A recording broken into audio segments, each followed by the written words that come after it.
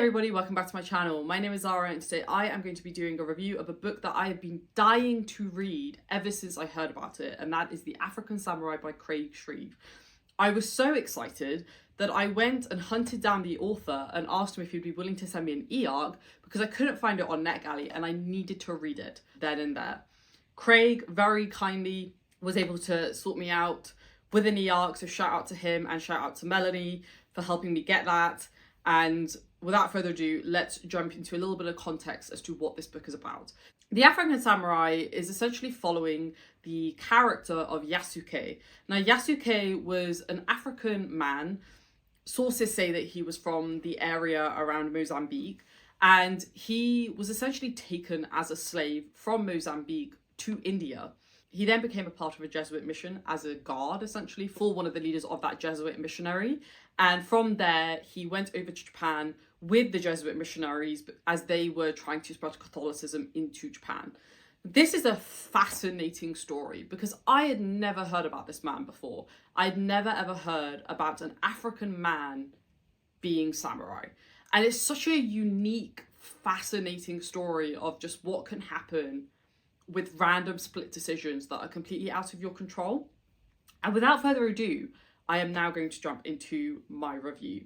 I really love Craig's writing style. I think with historical fiction, I think it's really important to focus on the history, especially when you're trying to provide an accurate account of that specific period or specific individual that you're trying to represent. Now, in Craig's author notes, he said that he tried to be as historically accurate as possible. And I don't know tons outside of what I've read here.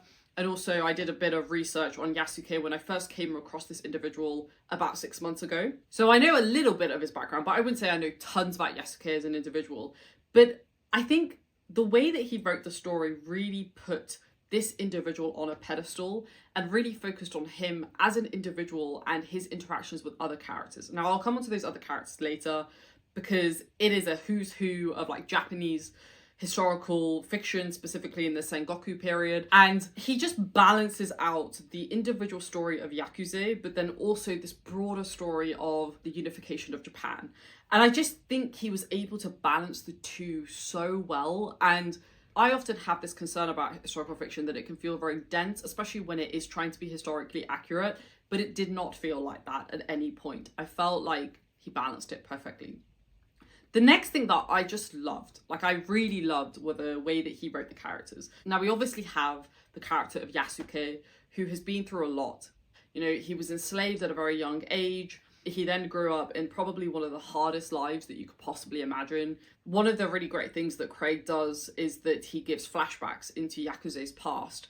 And we get these moments of, as an example, when he's on a slave ship and what it felt like to be on that slave ship. And it's very graphic. So if you're somebody who's, you know, very sensitive to that, I recommend skipping those parts because you'll see when those are coming. But it's tough. Like, it's tough. He doesn't hold back. It's really gritty. It's really grim.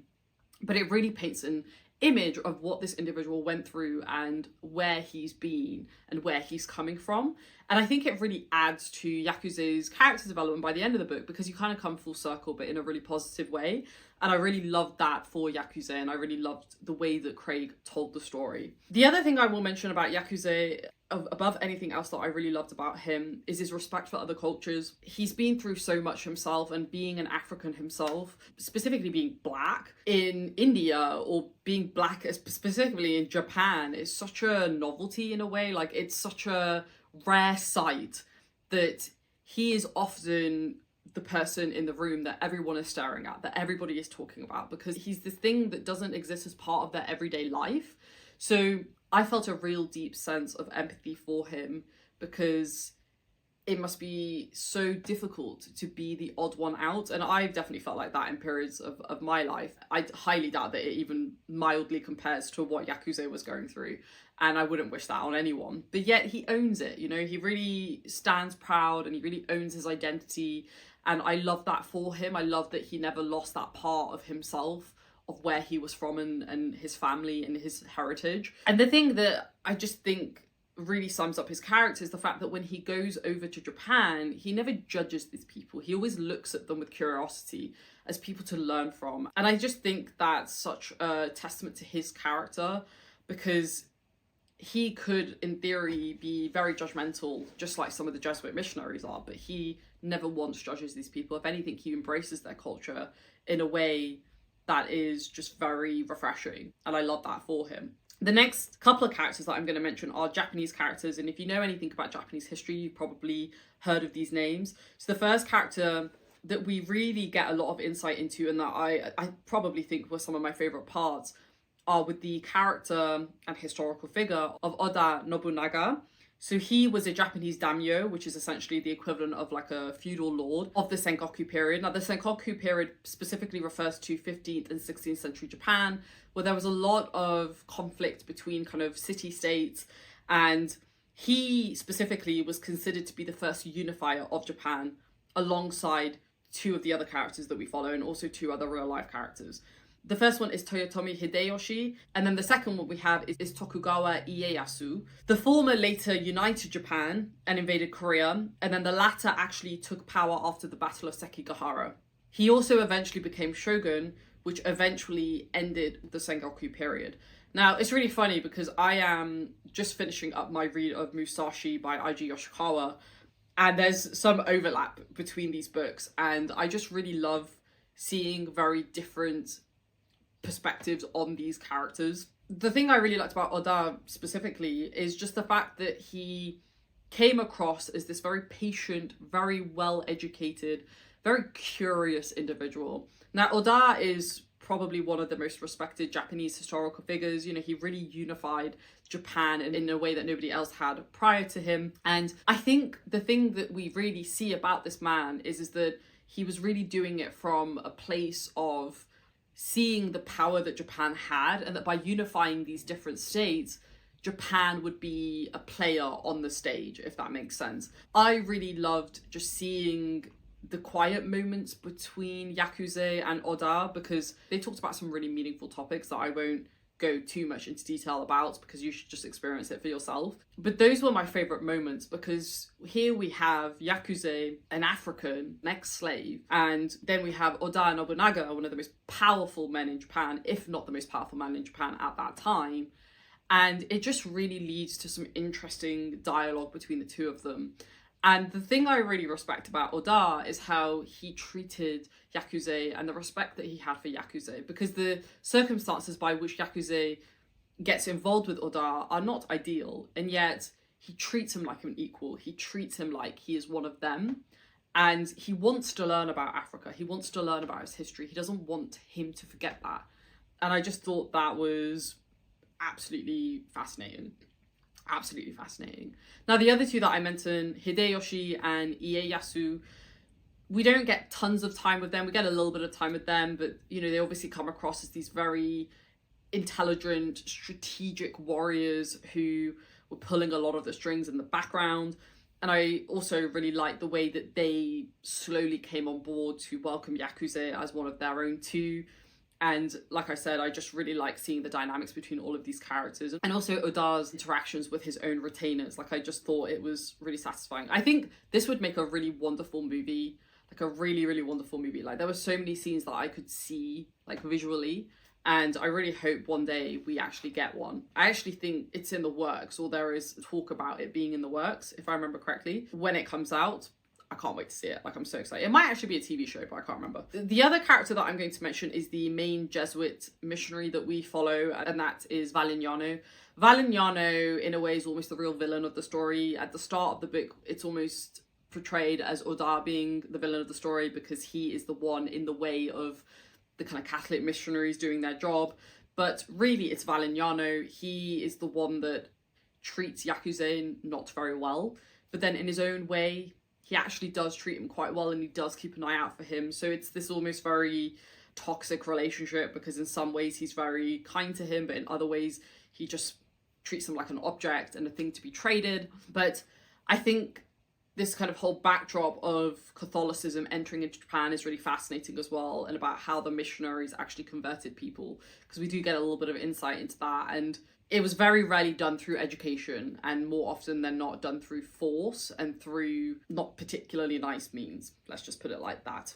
So that's what I'm going to say on characters. I feel like I talked a lot about characters, but there were some really fascinating character interactions, and I really loved seeing Yasuke specifically and his inner conflict at becoming more bought into Nobunaga's vision of creating this unified Japan. He feels conflicted about being an African man who was a slave and then being a Japanese samurai. And I just think that inner conflict was presented really beautifully in a way that I felt very real and raw, and I loved it.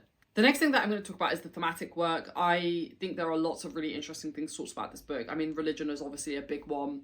I think the whole unification of Japan aspect of it is really interesting and explored quite heavily about Nobunaga's particular motivations of unifying Japan and whether force is ever really the way to do that. There was also this very interesting conflict between the emperor of the time, who was more of a symbol more than anything else, and then we have Nobunaga, who is the one who's actually doing things and the one that people actually really look to as the leader. And I just thought that was a really interesting dynamic too. I think the idea of kind of colonialism and imperialism was explored pretty lightly, but in a way that made sense. And I also just think that whole idea of like personal identity, personal struggle, about figuring out who you are, especially when you go to new places and adopting those cultures. Like, can you be both? Can you be African and can you be Japanese? Or are you only ever really African with a bit of Japanese, or vice versa? Like, I just thought it was really well explored and really well done. Now, I've focused a lot on like characters and themes, but I think this book naturally is very character and thematic driven. I wouldn't say there's like tons and tons of plot, though there is a small plot that kind of joins up the whole book, and I think that really works for this type of story. The thing I really loved about this book were those quiet moments. Like, I think the moments between Oda and Yasuke and Toyotomi and Tokugawa, like, those were my favorite bits. Sitting around a fire, talking about life and talking about what is the meaning of the things that we're doing. Like, it's very philosophical, and I just would have loved more of that. The other thing that I would have liked more of was just more time with some of the other characters. I think naturally we're going to get a lot of time with Yasuke, but I really feel like this is a story between the friendship between Yasuke and Oda, which I think is absolutely fine, and I really enjoyed it. But there was this secondary cast of characters, and I mentioned a few of them earlier, I would have liked to have had more exploration with, and I just feel like we could have just explored that a bit more. But look, it's not the end of the world. I think overall, this is a really fantastic story about a really incredible human being, specifically Yasuke, and then his interactions with some very interesting and conflicting characters like Oda, as an example. I gave this book a 4 stars, but as I'm talking about it, I don't feel like 4 stars does it enough justification. I think I'm probably somewhere between a 4.25, 4.5.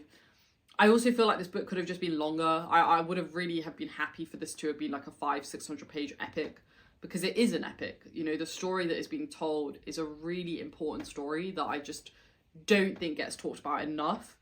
And I just would have loved to have explored some of the kind of journey aspects a little bit more. But that's more on me and more just a personal preference thing. I think most people will probably like the fact that it's quite short. A lot of historical fiction books these days are absolutely huge, and I totally value a short historical fiction book that tells a very isolated story very well. And I think Craig did that perfectly. So let's land at a 4.25, 4.5. I think this book is a really important story, and I really cannot wait to see how it gets adapted, and I really hope it does get adapted, because it's a story that needs to be told and more people need to learn about it, because it's fascinating and such a unique story as well. So if you have any questions, let me know down below. This book comes out, I think, in July, but I will post down the pre-order links down below so that you can get your hands on it, because you absolutely should. It's fantastic. Like, it is absolutely fantastic, and I have a feeling that this is going to be quite an underrated read, because I haven't seen tons of people talk about it, if anybody at all, actually, because I came across it randomly myself. I'm really hoping that this will spur on people to read it, because I think it's fantastic, and Craig has a really bright career ahead of him. I really hope he'd maybe consider coming back to this story, or coming back to Yasuke as a character, because I feel like the ending left the door open. So Craig, if you're watching this, please consider it. All right, thanks for watching, folks. I'll see you down in the comments below. Stay safe as always, take care, and I'll speak to you soon. Bye.